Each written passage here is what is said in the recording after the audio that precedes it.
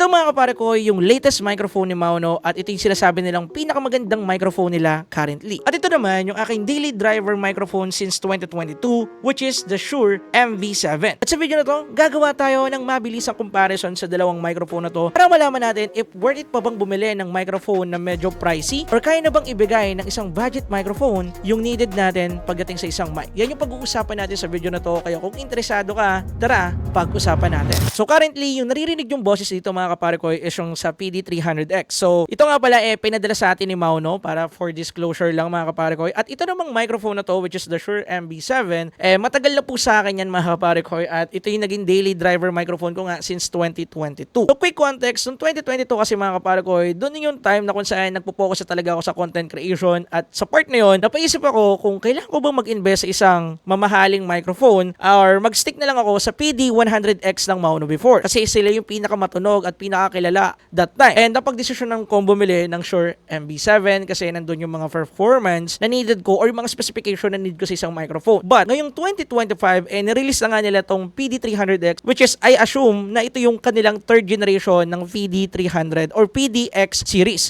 At sa video na to, just I said, gagawa natin sila ng comparison.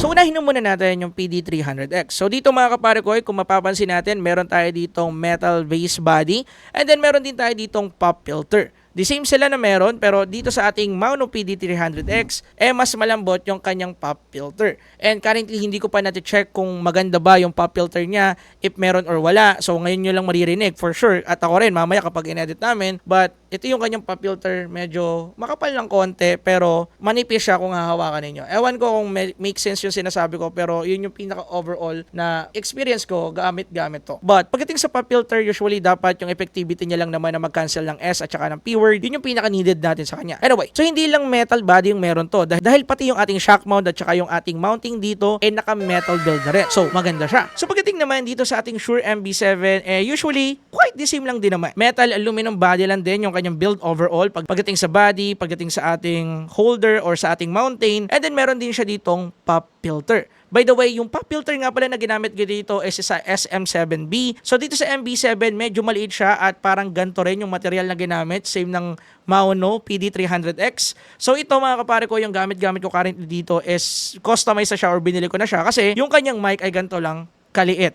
Yan, ganyan lang siya kaliit. So yung ginamit nilang pop filter dyan is size lang din yan. Sensya na hindi ko na makita kaya wala akong mabigay sa inyo example. But ito is currently sa SM7B. So yeah. Sukat kasi siya dito at may magandang effect siya. Hindi lang masyadong halata pero maganda yung effect niya kapag ginamit sa Shure MV7. So pagdating sa build nila, wala namang masyadong pinagkaiba kung ako yung tatanungin. The same lang. Pero pagdating sa kanilang style, doon meron. Usually mas gusto ko or mas preferred ko yung design ng ating Shure MV7 kasi gusto ko yung gantong mount. Yan, makikita ninyo dito. Yung mount na ganto kasi is meron tayong option na i-switch ng position nang hindi tayo nahihirapan. Pagdating kasi dito sa PD300X, iisang portion lang siya or iisang part lang siya ng microphone kaya hindi natin siya magawan ng same ng ginagawa natin sa MV7 na pwede natin siyang i-switch ng ganito. Sa kanya kasi direct lang sa ating mic arm kaya nahihirapan akong i-manipulate yung kanyang angle kung saan ko siya gustong ilagay. So yun yung hindi ko nagustuhan sa kanya. So subjective naman yung part na to kaya hindi naman masyado nagmamatter yung opinion ko sa part na to. Pero para sa akin lang naman, for me, on my own opinion, mas good yung Shure MV7 pagdating sa design part.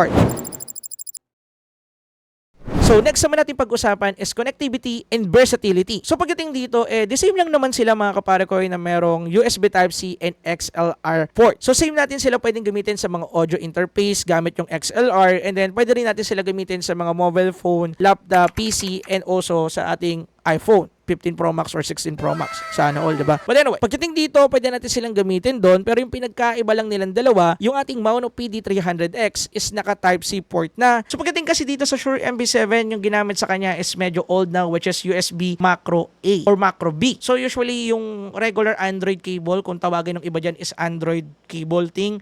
So yun pa rin yung sa kanya at yung issue ko lang sa kanya sometimes mabilis siyang matanggal as in sa mag-3 years sa paggamit ko sa kanya mabilis matanggal kapare ko yung port na to or parang some way somehow pwede siyang masira, pwede siyang mabalik ko agad-agad. Ganun yung napipil ko sa kanya. Pero sa paggamit ko dito sa PD300X, hindi ko siya napil kasi tingnan nyo, sturdy, sobra. Ito.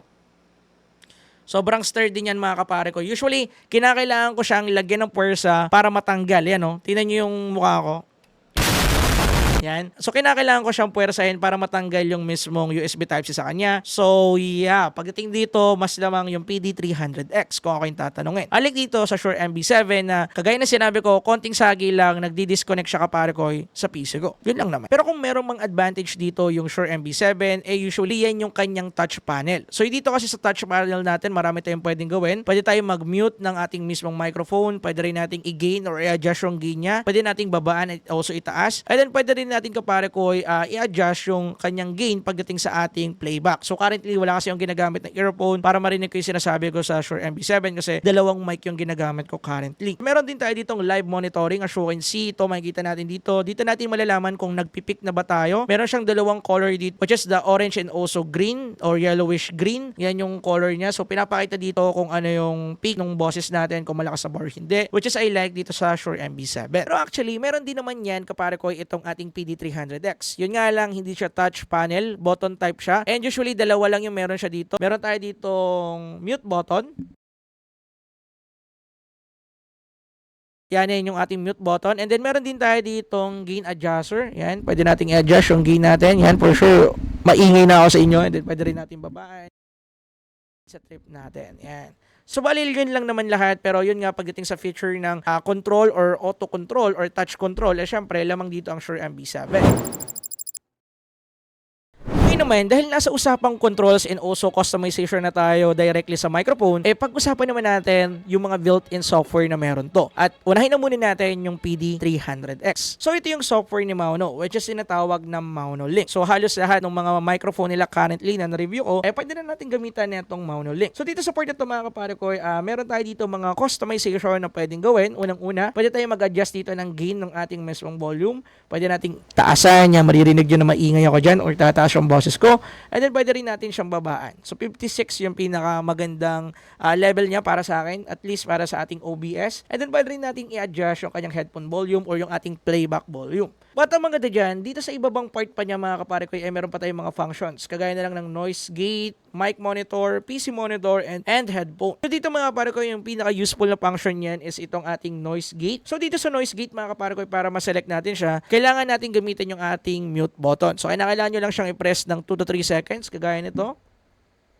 And then yan, as you can see, pwede na nating i-manipulate yung ating noise gate. Okay? So dito sa noise gate mga kapare ko, basically ano lang to yung parang kanyang noise reduction, para siyang compressor kumbaga. Although yung dito, isa-set natin yung pinaka-limit or threshold niya dun sa decibels na need or gusto nating mapakasama dun sa audio natin. Ibig sabihin, for example, pwede set natin sa minus 60 dB. Ibig sabihin, if yung background noise natin is hindi aabot ng minus 60 dB, ibig sabihin, automatic na yung background noise na yun is mai-eliminate sa mismong audio. Ibig sabihin nun, hindi siya ipipick up ng microphone natin. Kaya kapag nagsasalita tayo, kung ano lang naririnig yung boses sa atin, at kung meron mang background noise dyan na nasa minus 60 dB or less 60 dB, matik i-eliminate niya yun. So yun lang naman siya. Pero kapag mas mataas sa nilagay nating threshold, which is minus 60 dB, magigain nyo pa rin yun or makukuha nyo pa rin yun, kagaya na lang ng boses natin. So nakadepende na lang yung adjustment natin dito. It depends sa inyo kung ano yung environment ninyo, kung meron ba mga naglalaro bata sa labas or etc. etc.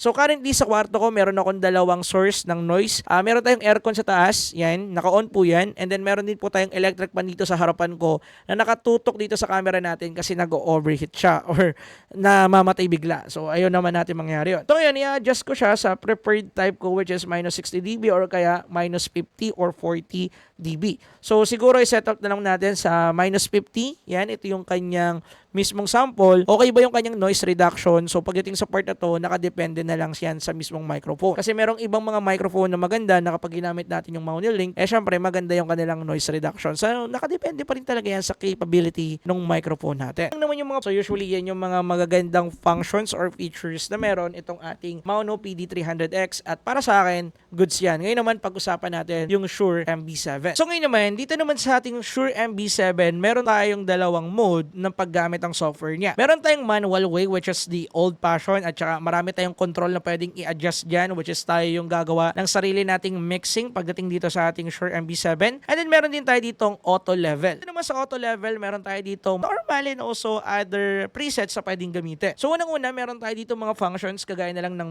mute mic. So ibig sabihin, kapag inactivate natin yung mamamute yung mic natin, kagaya na lang nito.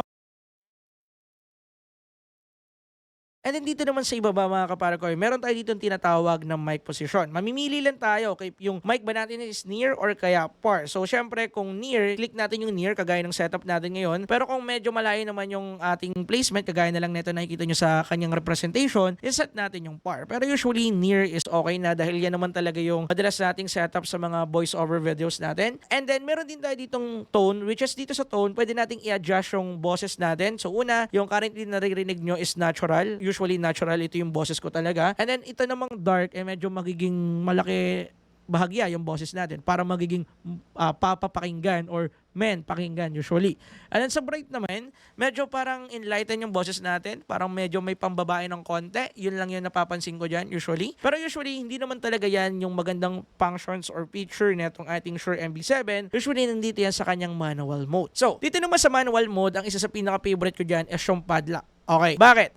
Ito kasing padlock mode, once na sinaksa ko na kasi itong mismong microphone natin sa PC, may pagkakataon kasi na hinahawakan ko yung mic ko dito. Yan, hinahawakan ko yung mic ko dito. So, pwede siyang mag-adjust ng gain or ng control. Okay, pwede ko ma-mute bigla habang nagbo-voice over. Pwede ko rin ma-adjust yung gain niya, which is perfect na pala yung set ko, di ba? So, medyo iingay yung voice over ko. So, matik, kapag magbo-voice over ako ng video, kaya magre-record ako ng video, lagi siyang naka-check or naka-activate yung padlock mode. Kaya kahit mahawak-hawakan ko siya dito, hindi siya nag-a-adjust. So, isa lang naman siya sa gusto kong function kasi dito hindi ko nakita yon. But, yeah, maganda siya. So, dito, meron din tayo ditong mute or mic mute function. Alam nyo na naman kung ano yan. And then, dito yung ating mic gain, mas gusto ko to kasi hindi siya masyadong more on MS settings. Mas gusto ko kasi yung gain talaga na naka dB mode at usually yung pinaka na or para sa akin based sa mga testing na ginawa ko goods ang 31.5 dB or kaya 34 dB sa akin. So, yun yung pinaka maganda sa kanya. And then dito naman, or monitor mix, usually yung ating playback lang yan. Bahala na kayo mag-adjust kapag meron kayong ginagamit na headset. And then dito, magkakaroon tayo ng konting customization sa ibaba. Sa ibaba kasi may makikita tayo ditong EQ. Sa EQ kasi pwede tayong mamili dito, yung equalizer kung tawagin. Meron tayong flat. Meron tayo ditong high pass, meron din tayo ditong presence boost, and then meron din tayo dito mga kapare ko na high pass presence boost. So usually, ang madalas kong ginagamit dyan is yung flat and then yung ating mismong high pass. So, hindi ko na masyadong kinukontrol yan, pero para sa mga mic guy out there, pwede nyo pong pakialaman yung part na yan. Ang madalas ko lang talagang ginagalaw dito sa mic ko is itong ating compressor. Sa compressor kasi, parang same lang din yan nung noise cancellation or noise gate kanina nung ating Maono PD300X. Usually, ang kayang gawin niya dito mga kapare ko, pwede nating i-adjust yung certain part or noises na naririnig ng microphone natin kung i-pick up niya ba or hindi. So, ito, nakaset siya sa mode. Ibig sabihin, ito yung mode ng microphone natin. Meron na siyang preset settings dito na i-activate na lang natin kung ano yung gusto nating level niya. Meron tayong light mode, meron tayong medium mode, meron tayong heavy mode, and then usually yung madalas kong ginagamit just is yung light or kaya medium. So nakadepende yan sa environment. Kagaya ngayon, medyo maingay. So for sure, maririnig nyo yung pinagkaiba. Ito yung medium. Yan, naririnig nyo nagsasalita ako ngayon, and then ito naman yung off. So for sure, maririnig din yung mga kapare ko na meron dyang mga background noise man lang kagaya na itong electric fan. Maingay talaga siya usually. And then ito naman yung ating light. Yan, for sure, may maririnig pa kayong something. And then yung medium mode naman is ito. For sure, medyo may cancellation ng konti sa boses ko. And then dito naman sa heavy, medyo mas makakarinig kayo dyan ng parang muffled sound. Parang medyo may cancel sa boses ko ng konti. But most of the time, yung ginagamit ko dyan is light mode. At saka kapag nag-ASMR unboxing tayo, naka-light mode lang din yung compressor. Sometimes naka-off yan kapag hindi naman sobrang ingay. So, yun lang naman. So, syempre, at the end of the day, for sure, yung gusto nyo talagang malaman sa isang microphone ano yung kanilang kayang ibigay sa inyo or kamusta yung audio quality. Usually, kanina ko pa naman sa inyo pinaparinig yung capability ng both microphones. Pag switch naman ako dyan ng microphone kanina, and for sure narinig nyo na yung mga capability nila both sides. But syempre, medyo mag-deep dive pa rin tayo kahit papano pagdating sa specification nila. And then, pag-usapan na lang din natin yung real world experience ko sa dalawang microphone na to. So, unahin na muna natin pag-usapan dito kapare ko yung type ng dalawang microphone na to. Well, the same sila na dynamic microphone. So, same sila na cardioid microphone. So, ibig sabihin nun, yung sensitive na part ng mga microphones ito is itong pinaka pinakaunahan na part nila. Itong part na to yung kung saan ako nagsasalita. At kapag nagsalita ako sa gilid niya, hindi niya masyadong mapipick up yung sound, kaya medyo mahina yung receive ng mismong audio or sound ng boses ko sa inyo. Kasi yung ang pinaka-sensitive na part niya is itong unahan. So, ibig sabihin, dito lang siya makakapagsagap ng mas maganda or ng buo pagdating sa mga surroundings or sounds kumbaga. But syempre, kahit the same sila ng ginamit na cardioid polar dyan, pagdating naman sa technology is magkaiba sila. Gaya na lang sa frequency response, ang kaya masagap ng ating Mauno PD300X is 40Hz to 15 kHz. Pagdating naman sa ating Shure MB7 is 50Hz to 16 kHz. So, dito, ito yung representation ng ating lows and highs or ibig sabihin yung bass and also treble ng mismong boses natin. So most likely wala naman silang masyadong pinagkaiba, pero based sa mga kakilala natin, mas panalo daw yung mas mababa. Pero based naman sa output, doon pa rin naman talaga magkakaroon ng pagkakatalo. Para sa akin, kung ako yung tatanong ngayon kasi na-check ko na rin naman sila kanina doon sa mga previous clips natin, masasabi ko na almost the same sila ng sound quality. So sa customizability na lang talaga magkakaiba. Mamaya ibibigay ko sa inyo yung conclusion ko. So move na tayo dyan sa hardware part. Usually yung pinaka-output pa rin talaga kapare ko, yung pinaka-need nating malaman pagdating sa isang microphone. So, kagaya ng sinabi ko, kanina pa ako switch ng microphone na ginagamit. So, kayo pa rin yung makakapag-distinguish kung ano yung nagustuhan nyo sa dalawang microphone. Nagustuhan nyo ba yung Shure MB7 or mas nagustuhan nyo yung PD300X? Comment nyo naman sa ibaba para alam ko rin at para malaman ko rin kung ano yung mas magandang gamitin sa dalawang to. Kung para sa inyo, mas gusto nyo yung boses ko dito, dito yung gagamitin ko. Pero kung para sa inyo naman, mas maganda yung boses ko dito sa MB7, syempre ito pa rin yung gagamitin ko. So, pupunta tayo sa part niyan at yung next naman natin pag-usapan dito mga kapare ko is yung kanyang presyo, syempre. So, pagdating sa ating Mauno PD300X, mabibili lang natin siya sa price na 5,000 plus pesos lang. Samantalang dito naman sa ating Shure MB7, mabibili natin siya sa 15,000 pesos SRP. So, available yan both sa link dyan sa description down below. And yeah, pagdating sa pricing na to, sobrang layo ng dalawa, 10,000 yung pagitan. So, support na to, syempre, mas panalo itong PD300X. But anyway, ngayon naman, ipapasok ko dito yung overall conclusion ko and also opinion ko about sa both microphone na to. Kasi parehas sila na maganda at para sa akin, parehas sila na okay.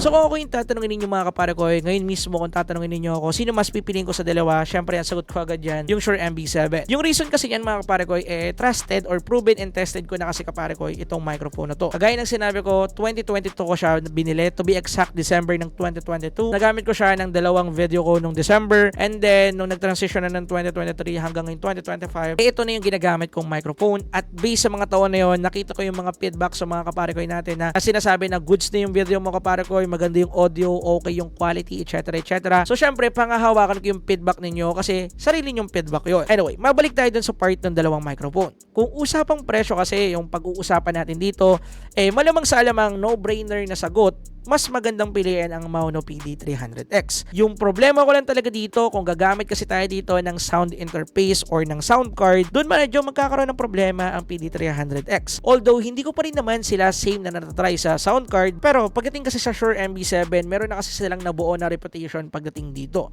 At masasabi ko na pagdating sa part na yun, mas pipilian ko ang Shure MB7 kasi pinaplano ko rin bumili ng sound card. So, pagdating dito sa part na to, nakadepende na lang yan sa plano ninyo doon sa microphone ninyo. Kung USB Type-C lang ba kayo or gagamit kayo ng XLR or pag-isipan ninyo kung gusto nyo ba yung mga customizability feature na meron tong Shure MB7 kaysa dito sa PD300X na meron sa Mauno. At kagaya na sinabi ko, kung medyo nasa budget side kayo ngayon, masasabi kong go for Mauno PD300X. Mas maganda mag-explore kayo. Pero kung kayo naman yung mga tao na long-term buyer, ibig sabihin kapag bumili kayo kapare ko ng isang product matagal yung gagamitin, syempre go for Shure MB7 kasi proven and tested ko na siya. Ilang taon ko na nga kasi ginagamit. Anyway, at the end of the day mga kapare ko, nakadepende yan sa inyo kung nasang level na kayo or kung ano yung gusto ninyong makuha sa isang microphone.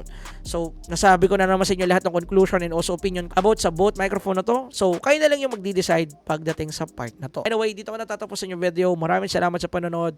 This is your boy, pare ko Steven Tips. Peace out muna tayo. Kita-kita sa susunod. Peace!